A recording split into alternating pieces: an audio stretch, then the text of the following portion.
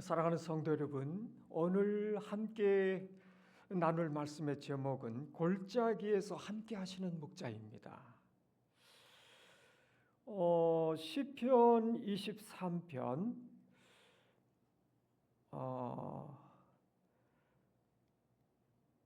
시편 23편은 성경에서 가장 사랑받는 말씀 가운데 하나입니다. 우리는 병원에서 또 장례 예배에서 고난당하는 성도들을 위로할 때에 이 말씀을 자주 나눕니다.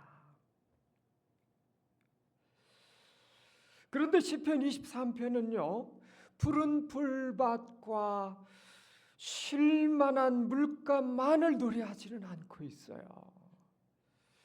이 시편 한가운데는 뭐가 있나요? 사망의 음침한 골짜기가 있어요. 다윗은 여러분이 잘 아시는 것처럼 그의 전인생을 통해서 평탄한 길만 걸어갔던 사람은 아니었어요. 어린 시절에는 들판에서 사자와 곰을 만나고 사자와 곰과 싸웁니다. 양을 지키기 위해서. 또 골리앗과도 싸웠죠. 사울 왕에게 쫓겨서 광야와 굴을 전전하던 인생의 어두운 시간들, 앞이 보이지 않던 시간들이 있었습니다. 왕이 된 이후에도 자녀들의 비극을 겪고요, 아들 압살롬의 반역으로 예루살렘을 떠나야 되었습니다. 그런 다윗이 이렇게 고백하고 있는 겁니다. 내가 사망의 음침한 골짜기로 다닐지라도 해를 두려워하지 않을 것은 주께서 나와 함께 하심이라. 다윗의 평안은 골짜기가 없었기 때문에 생긴 것이 아닙니다. 목자가 함께 하고 계시다고 하는 그 사실에서 왔습니다. 오늘 말씀의 핵심은 이겁니다. 골짜기는 마지막 목적지가 아니다. 지나가는 길의 한 부분일 뿐이다 하는 것입니다. 첫째로, 선한 목자는 우리의 필요를 아시고 우리의 영혼을 회복시키십니다. 1절입니다. 여호와는, 같이 한번 큰 소리로 다시 한번 합독해 보실까요? 시작. 여호와는 나의 목자시니 내게 부족함이 없으리로다. 아멘. 다윗은 여호와는 목자이시다 이렇게 말하지 않고 있어요. 어떻게 고백하고 있나요? 여호와는 나의 목자, 나의 목자, 이렇게 고백하고 있어요. 하나님은 온 우주 만물을 창조하신 위대한 하나님이시지만 동시에 나의 이름, 나의 눈물, 나의 형편, 나의 모든 필요를 알고 계시는 나의 목자가 되신다는 것입니다. 여러분, 양은요, 스스로 살아가기가 정말 너무너무 어려운 동물입니다. 방향을 잘 찾지 못하고요, 여러분이 잘 아시는 것처럼 고도 근시입니다. 근시예요, 근시. 위험을 분별하는 능력도 부족해요. 또 넘어지면요, 구덩이 같은 데서 넘어지면 잘 못 일어난다고요. 또 풀과 물을 스스로 찾아가는 능력도 부족하기 때문에 반드시 목자가 필요한 거예요. 그러니까 양에게 있어서 목자의 존재는 생존과 직결되어 있어요. 우리도 마찬가지거든요. 우리는 스스로 강하고 때때로 지혜롭다고 생각할 때도 있지만 인생의 모든 길을 알지 못합니다. 내일 무슨 일이 일어날지 몰라요. 어떤 선택이, 우리는 인생에서 수많은 선택의 기로에 쓰잖아요. 어떤 선택이 좋은지, 가장 좋은지 이거 참 몰라요. 때로는 위험한 길을 안전한 길로 착각할 때도 있고, 해로운 것을 유익한 것으로 생각할 때도 있어요. 그러므로 여호와는 나의 목자라고 하는 이 고백은 우리 자신의 연약함을 깊이 인정하는 믿음의 고백이기도 하다는 것입니다. 여호와 하나님이 나의 목자라는 것은 나는 그분 앞에서 그처럼 무지하고 연약한, 무능한 한 마리의 어린 양과 같습니다 하는 고백과 같아요.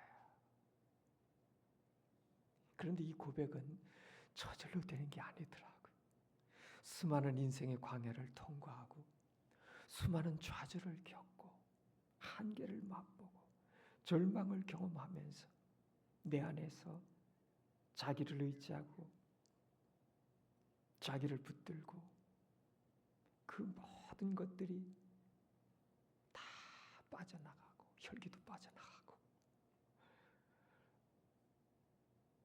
그리고 하나님 앞에 연약한 한 죄인으로 서게 될 때 발견하게 되는 것이죠. 주님, 저는 양과 같습니다. 주님이 목자가 되어주시지 않는다 하면 저는 바른 길을 갈 수가 없습니다. 이것이 우리의 고백인 줄로 믿습니다. 다윗은 이어서 이렇게 말합니다. 여호와가 나의 목자가 되시니까 내게 부족함이 없으리로다. 여러분, 이 말씀은 하나님을 믿기만 하면 우리가 원하는 모든 것을 갖게 된다, 이런 의미는 아닙니다. 다윗의 삶, 부족함이 없다고 고백했던 다윗의 전 인생을 가만히 보세요. 부족함이 있었거든요. 굶주릴 때, 그의 광야 시절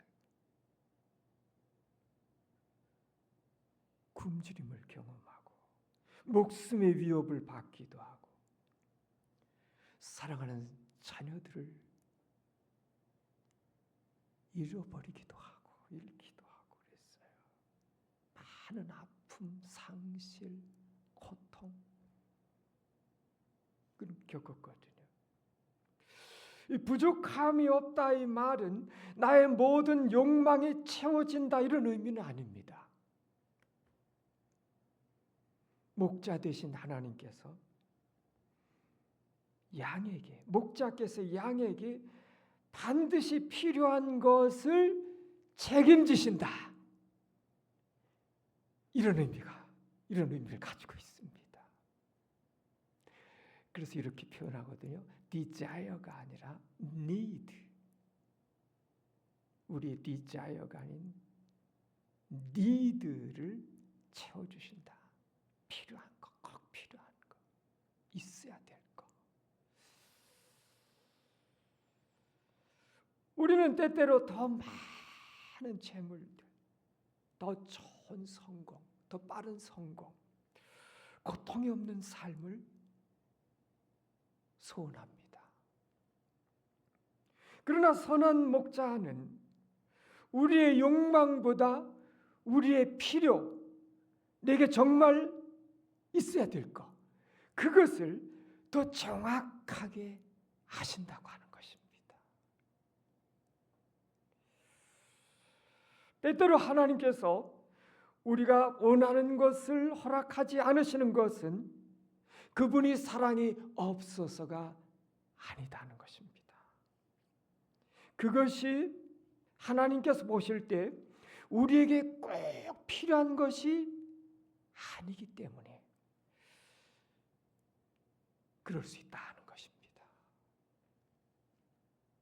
반대로 우리가 원하지 않은 인생의 과정을 지나가게 하시는 것은 그 길에서만 배울 수 있는 것들 있잖아요. 믿음, 순종, 영적 세계의 비밀, 인생의 깊이, 성숙, 이런 중요한 우리 인생의 정말 중요한 진실들이 있잖아요. 인생의 진실들을 그때 비로소 깨닫고 눈뜰 때가 많이 있잖아요. 그러나 고난당하는 사람에게 여러분 너무 쉽게 그거 다 하나님 뜻이에요, 그렇다고 이렇게 말해서는 안 됩니다. 질병, 실직, 사랑하는 이들과의 죽음으로 헤어지는 고통, 이거 가볍게 설명해서도 안 됩니다. 시편 23편은 모든 고난의 이유를 설명하고 있지는 않아요. 대신에 고난 속에서도 목자가 자기 양을 버리지 않으신다고 선포하고 있습니다. 2절과 3절입니다. 다 같이 큰 소리로 합독해 보실까요? 시작. 그가 나를 푸른 풀밭에 누이시며 쉴만한 물가로 인도하시는도다.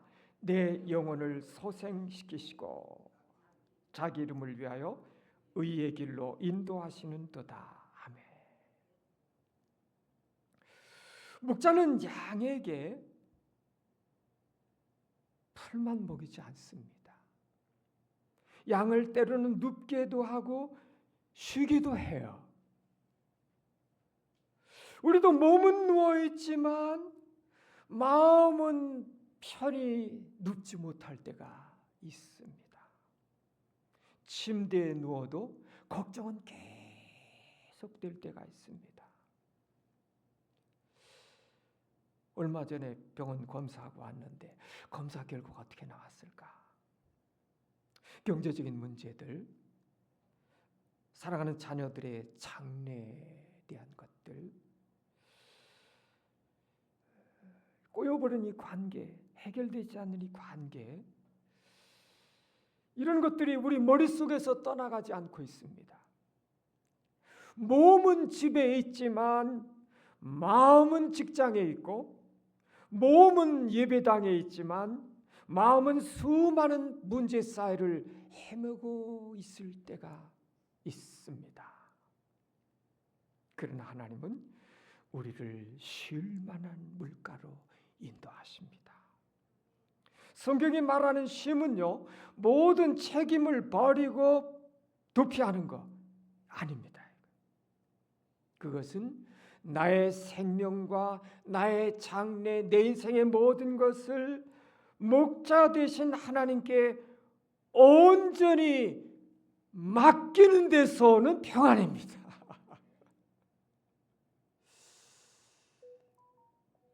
제가 사명자로 부름받고 결단하기까지 많은 갈등이 있었거든요. 가정과 회복이 필요한 가정, 돌봐야 될 가정, 그리고 내가 하나님께로부터 받은 사명사에서 많은 젊은 날 고뇌의 시간을 보냈습니다. 군대 가서도 고민하고, 군대 갔다 와서도 고민하고. 그러다가 하나님께서 히브리서 11장 모세의 믿음의 결단을 통해서 저에게 확신을 주셨어요. 그리고 다시 창세기 아브라함에게 주셨던 12장 1, 2, 3절 말씀 붙들게 됐죠.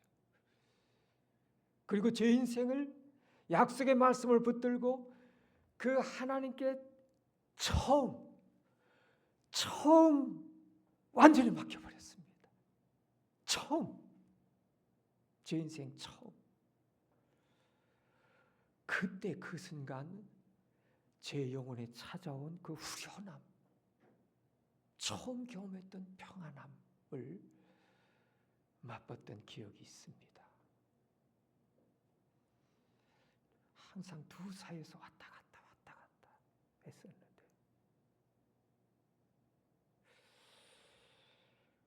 다윗은 내가 내 영혼을 소생시켰다 이렇게 말하지 않았어요. 그가 내 영혼을 소생시키신다고 말합니다.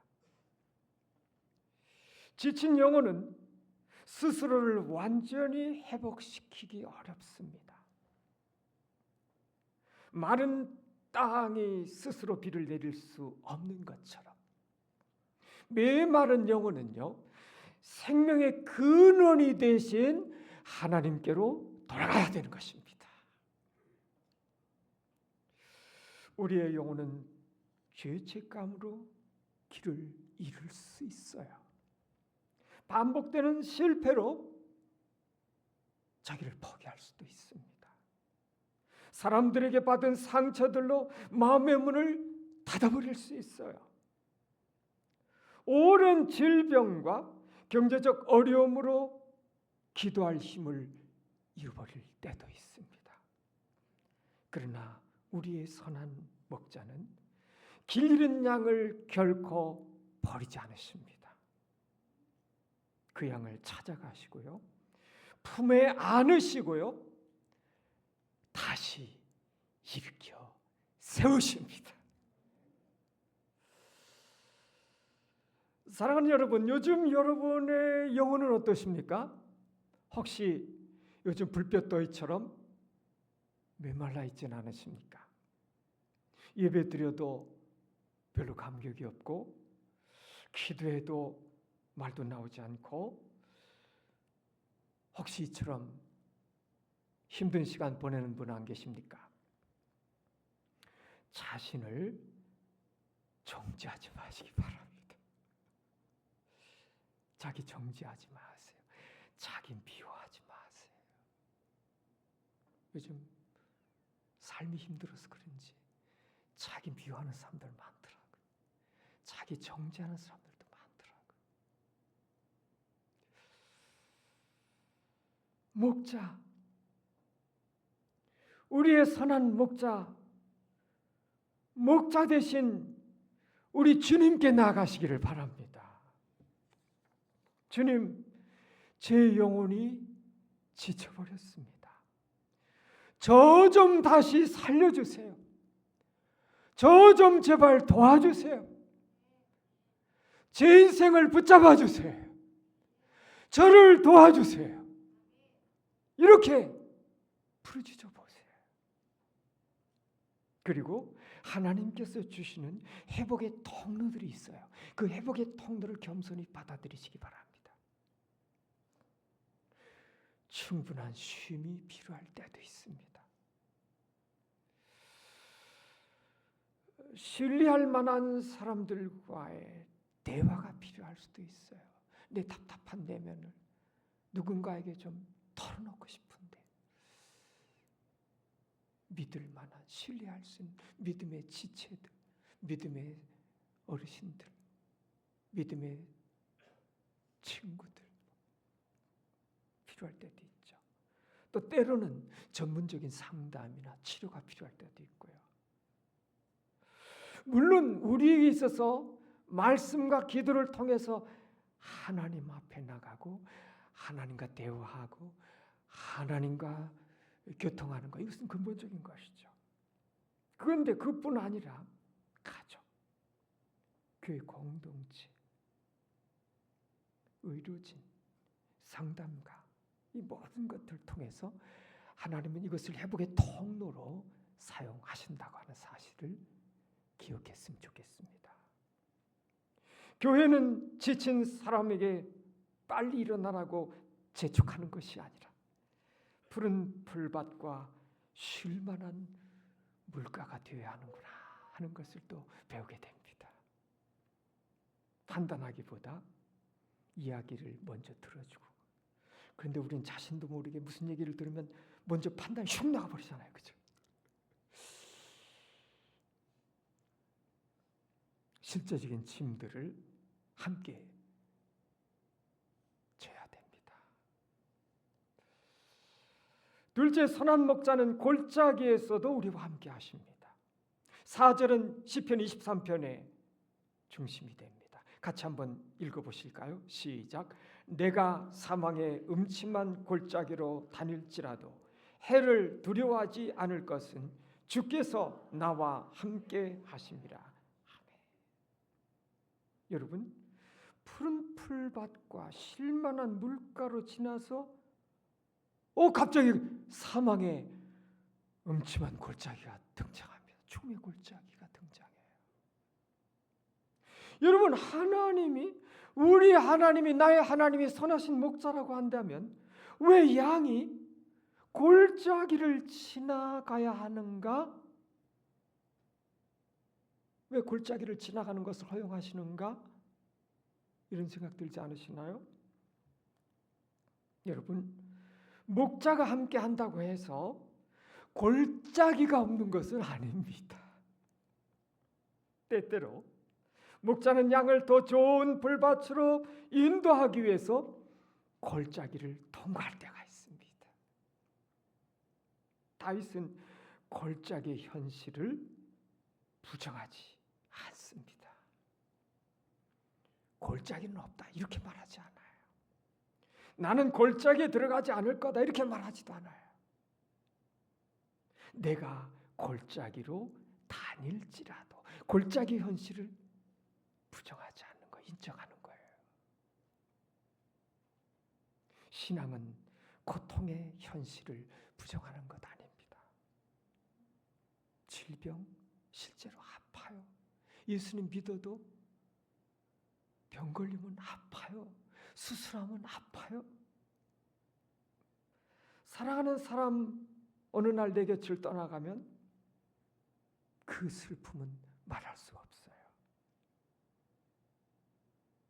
직장을 잃어버리게 되거나 부채에 무거운 그 짐들, 그 압박은 숨이 막힙니다. 사랑하는 자녀의 방황, 사랑하는 가족들과의 갈등, 이거는 무수한 잠 못 이루는 밤을 보내게 합니다. 그러나 다윗은 그 골짜기의 한가운데서 이렇게 고백하고 있어요. 해를 두려워하지 않을 것은 이유가 있죠. 주께서 나와 함께 하심이라. 그는 골짜기가 곧 끝나기 때문에 두려워하지 않는다고 고백하지 않고 있어요. 자신이 강하기 때문에 두려워하지 않는다고 말하고 있지도 않습니다. 두려워하지 않는 이유 한 가지 뭐죠? 주께서 나와 함께 하심이라. 그 죽음의 골짜기에서 다윗이 깊이 경험한 하나님, 그가 만난 하나님, 고백인 것입니다. 시편, 다윗의 시편이 수천 년이 지난 우리에게 계속 감동을 주나요? 그의 고백은 책상에서 나온 게 아니었거든요. 실제 인생의 죽음의 광야를 골짜기를 지나가면서 그가 경험했던 위로, 만남, 회복, 그것을 노래하고 있는 것이죠. 1절부터 3절까지 다윗은 하나님을 그가 이렇게 부르고 있어요. 그가 나를 누이시며 그가 나를 인도하시며 그가 내 영혼을 소생시키시고, 그러다가 골짜기로 푹 들어가죠. 어떻게 하나님을 어떻게 부르죠? 주께서. 하나님의 관에서 말하던 사람이 하나님께 직접 말하기 시작합니다. 다급해지기 시작한 거예요. 병탄할 때는 하나님의 관에서 말했지만 그 죽음의 골짜기에 들어서면서 그는 하나님께 부르짖기 시작합니다. 주님, 저와 과연 함께하고 계시나요? 주님, 저 좀 붙들어 주세요. 주님, 저 지금 너무너무 힘들거든요. 저 너무너무 불안하고 두려워요. 저 혼자 갈 수 없어요. 제 손 좀 잡아주세요. 골짜기에서 가장 필요한 것은 모든 질문에 대한 설명이 아닐 수 있습니다. 모든 질문에 대한 설명이 가능하지도 않죠. 우리에게는 감추어진 신비죠. 가장 필요한 것은 함께 계시는 하나님의 임재입니다, 여러분. 어린아이가 병원에서 주사를 맞을 때 아가야 이거 뭐 그냥 잠깐 따끔하고 끝나? 두려워하지 마, 겁내지 마 해도 애기들은 병원만 들어서면 자지러지잖아요. 막 난리치잖아요. 그러나 사랑하는 엄마가, 사랑하는 아빠가 아기를 꼭 안고 그 아기의 손을 꼭 잡으면 견딜 수 있는 거죠. 주사가 아프지 않은 것이 아니라 혼자가 아니기 때문에 사랑하는 아빠가, 사랑하는 엄마가 내 곁에 있고 나를 붙들어주고 있기 때문에 안심하는 것입니다. 하나님은 모든 고난의 이유를 즉시 설명하지 않으실 때가 있습니다. 그러나 한 가지 분명한 것은 내가 너와 함께 한다. 임재의 약속입니다. 동행의 약속입니다. 사랑하는 여러분, 질병의 골짜기를 지나고 계십니까? 우리의 목자는 병실 문 밖에 물끄러미 서 계시지 않습니다. 그분은 병실 안으로 함께 들어오십니다. 사별의 아픈 골짜기를 지나고 계시는 분 계십니까? 우리 주님은 우리의 눈물을 멀리서 그저 바라보시는 분 아니고 우는 자들과 함께 우시는 분이십니다. 경제적인 골짜기, 실직의 골짜기를 지나고 계시는 분 계십니까? 주님은 우리의 모든 삶의 불안, 부끄러움, 그 밤의 탄식과 한숨을 다 알고 계십니다. 가족의 갈등, 자녀 문제로 어두운 골짜기를 지나고 계시는 분 안 계십니까? 우리 주님은 다른 사람에게 말하지 못하는 마음의 상처 다 알고 계십니다. 골짜기에서는 하나님의 얼굴이 보이지 않을 수 있습니다. 골짜기가 주는 공포. 그러나 하나님의 손은 여전히 저와 여러분을 붙들고 계심을 믿으시기 바랍니다. 다윗은 말합니다. 주의 지팡이와 막대기가 나를 안위하시나이다. 목자의 막대기는 맹수와 도둑을 막는 보호의 도구였습니다. 맹수와 그 막대기도 싸우는 거죠. 저리 가! 쫓아버리는 거죠. 지팡이, 길 잃은 양을 탁, 구덩이에 빠진 양을 탁 끌어당기지요.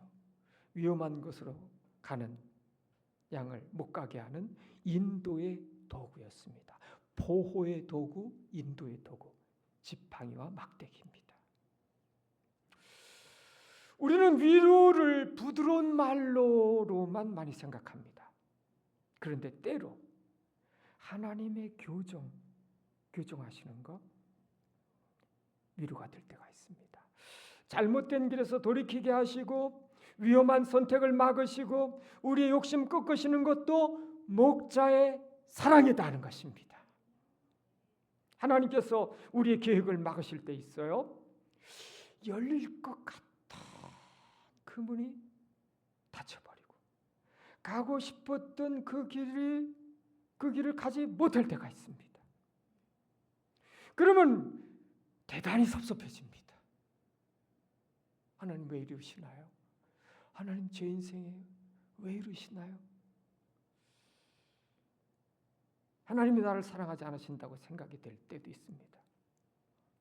그러나 시간이 지나서 어느 날 내 인생을 되돌아보면 그때 그 닫혔던 문이 하나님의 보호였음을 깨닫는 경우가 있습니다. 제가 오래전에 어느 책에서 읽었었는데 미국에서 있었던 일이죠. 사업을 하는 크리스찬 사업가였는데 급하게 이제 비행기를 타면서 출장을 가야 되는데 너무너무 급한데 그 비행기를 놓쳐버린 거죠. 이렇게 그날 따라서 교통 정체가 보통 정체가 된 게 아니에요. 그러다 보니까 타야 되는 비행기를 놓쳐버렸어요. 그런데 그 비행기가 공중에 폭발 사고가 나버려요.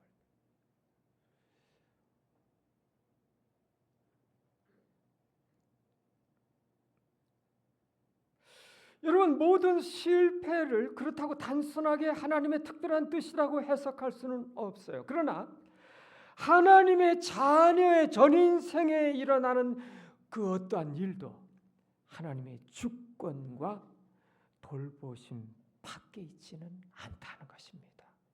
그분의 주권, 섭리, 돌보심 안에 저와 여러분의 인생이 있습니다, 여러분. 이거 믿으셔야 돼요.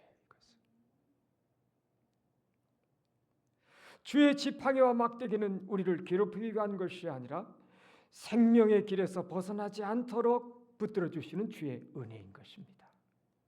셋째, 선한 목자는 골짜기를 지나 영원한 집으로 인도하십니다. 5절 같이 한번 읽어보실까요? 시작. 주께서 내 원수의 목전에서 내게 상을 차려 주시고 기름을 내 머리에 부으셨으니 내 잔이 넘쳐나이다. 아멘. 이 23편의 이제 그림을 쭉 보다 보면 목자와 양의 그 아름다운 그림이 계속 그려지다가 여기서는 뭐죠? 손님을 맞이하는 주인과 그 식탁으로 바뀌어 버립니다. 하나님은 원수가 문제가 다 사라진 뒤에 상 차리시는 거 아닙니다. 원수의 목전에서 상을 차리셔요. 때때로. 그러니까 문제가 해결되지 않고 아직 남아있는 가운데서도 하나님이 은혜를 베푸십니다. 질병이 완전히 아직 낫지 않았어도 말씀으로 견딜 힘을 주십니다. 경제적인 문제가 아직 해결되지 않았어도 오늘을 살아갈 양식을 주십니다. 갈등이 아직 해결되지 않았어도 내 마음을 지킬 그날의 평안함을 주십니다. 원수는 이렇게 말합니다. 너 끝났어. 너 죽었다 깨나도 너는 안 돼. 하나님 너 버렸잖아. 그런데 우리 하나님은 원수 앞에 상을 베푸시며 이렇게 말씀하십니다. 너는 버림받은 자가 아니야. 너는 나의 가장 사랑하는 나의 자녀, 나의 백성이야. 고대 사회에서 손님의 머리에 기름을 붓는 것은 있죠. 환영과 존중의 표시였다고 합니다. 하나님은 상처 입고 지친 우리를 귀찮은 존재로 대하지 않으십니다. 존귀한 손님처럼 봐줘주세요. 누가복음 15장 탕자 작은 아들 비해서는 그 탕자가 다 탕진해버리고 탕탕하고 돌아왔을 때 그대로 사랑하는 아들로 뜨겁게 사랑의 가슴으로 그대로 다 받아버리시잖아요. 다 안아버리시잖아요. 그러니까 우리는 자꾸 우리 생각으로 내 나름대로 형성된 하나님관, 신앙관, 내 나름대로 형성돼 버린 것으로 하나님을 생각해서 오해할 때가 많습니다.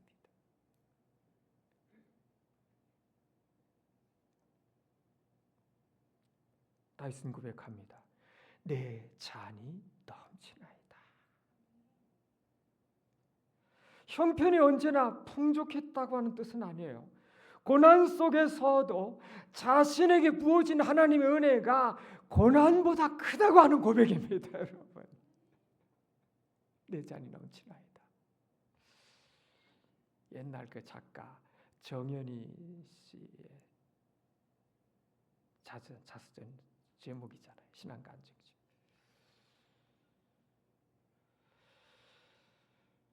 십자가는 하나님의 은혜가 얼마나 큰지를 보여주고 있습니다. 우리는 죄로 인해 하나님과 원수가 되었지만 우리 주 예수님께서 우리의 그 모든 어떻게 할 수 없는 그 모든 죄들을 다 담당하시고 화목의 길을 열어주셨습니다. 심판의 자리에 서야 될 우리가 우리 주님의 은혜로 하나님의 나라의 잔치에 초대를 받았어요. 초청을 받았어요. 이건 우리들의 인생에서 생각할 수 없는, 일어날 수 없는 일들이잖아요. 상상이 안 되는 것들이잖아요. 구원의 잔치, 천국 잔치.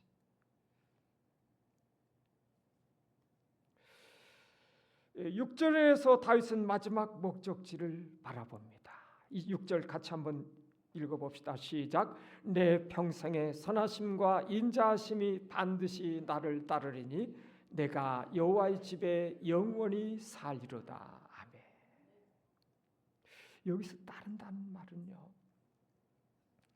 적극적으로 추격한다 이런 의미가 있어요. 추격한다. 우리는 종종 자꾸 되는 일이 없고 실패와 좌절을 자꾸 경험하다 보면 불행과 문제가 나를 따라다닌다고 생각합니다. 왜 내 인생은 도대체 이 어려움이 끊이지 않는가? 왜 나에게만 이런 일들이 반복돼서 나타나는가? 그런데 여러분, 다윗은 이렇게 말하는 것이죠.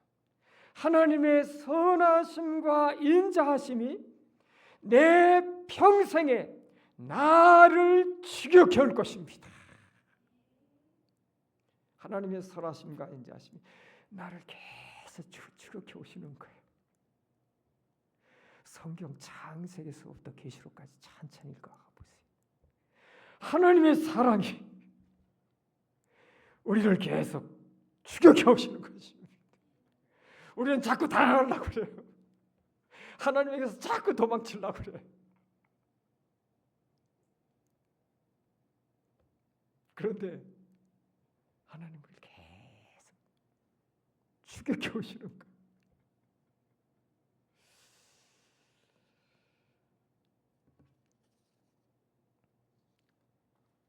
우리가 넘어질 때 하나님의 인자하심이 붙드시고, 우리가 길을 잃을 때 그분이 우리를 찾아오시고, 우리가 지쳤을 때 그분이 우리를 먹이시고, 상처 입었을 때 싸매시는 그분의 선하심, 인자하심이 저와 여러분의 평생에 함께 하실 줄로 믿습니다. 그리고 우리의 마지막 목적지는 골짜기가 아닙니다. 내가 여호와의 집에 영원히 살리로다. 여러분, 골짜기는 통과하는 데예요.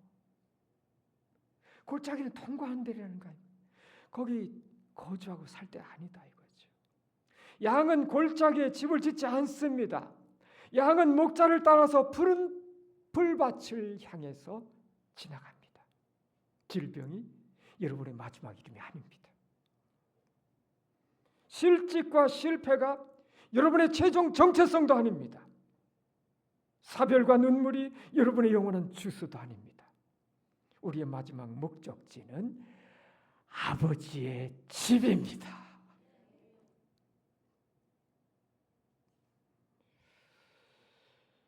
예수님은 우리의 선한 목자이실 뿐 아니라 양을 위하여 목숨을 버리신 목자이셨습니다. 예수님은 십자가에서 죽음의 가장 깊은 골짜기를 홀로 걸어가셨습니다. 예수께서 버림받음의 골짜기를 지나가셨기 때문에 우리는 어떤 인생의 골짜기에서도 완전히 버림받지 않으십니다. 주님께서 사망을 이기고 부활하셨기 때문에 죽음조차도 우리의 마지막 목적지가 될 수 없는 것입니다, 여러분. 사랑하는 여러분, 오늘 말씀을 마음에 새기세요. 선한 목자는 우리의 필요를 아십니다. 우리가 원하는 모든 것을 주시지는 않지만 우리에게 반드시 필요한 은혜에 공급하십니다. 선한 목자는 지친 우리 영혼을 소생시키십니다. 우리 스스로는 우리 자신을 회복시킬 수 없어요. 목자에게 나가셔야 됩니다. 그리고 그 선한 목자는 우리와 함께 하십니다. 골짜기에서도 함께 하세요. 인생의 골짜기, 힘든 사망의 골짜기에서도 우리와 함께 하십니다. 우리의 평안은 골짜기가 없는 데 있지 않고 주께서 그 골짜기 속에서도 함께 하시는다는 그곳에서 나오는 것입니다. 골짜기는 우리의 마지막 목적지가 아닙니다.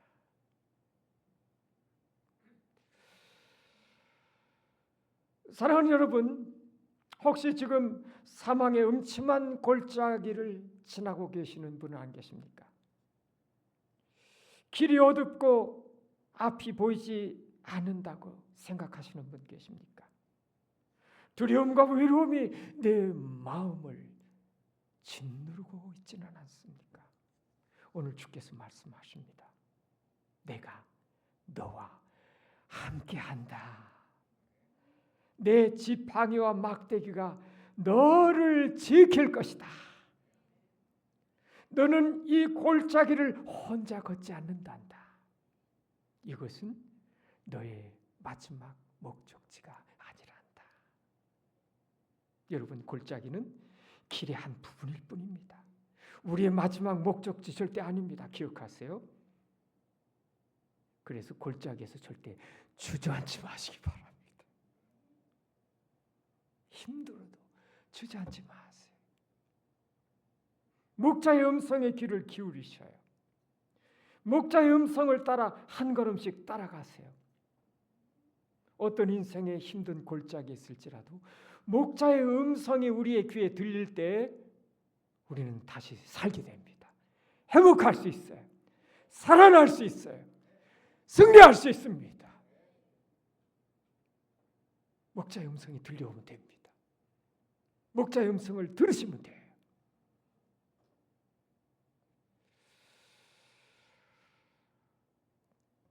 그리고 골짜기 너머에는 푸른 풀밭, 쉴만한 물가와 하나님의 영원한 집이 저와 여러분을 기다리고 있습니다. 기도합시다.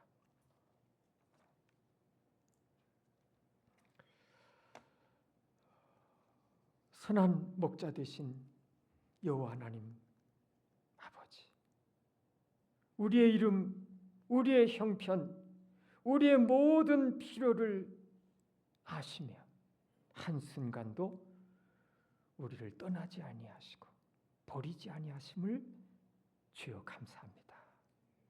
푸른 풀밭, 쉴만한 물가로 인도하시고 지치고 메마른 우리의 영혼을 다시 소생시켜 주시는 주의 은혜를 새롭게 만나게 하옵소서. 질병과 실직, 경제적 어려움과 사별, 자녀의 문제와 가족의 갈등으로 어두운 골짜기를 지나는 성도들이 있다면 주님 붙들어 주시기 원합니다.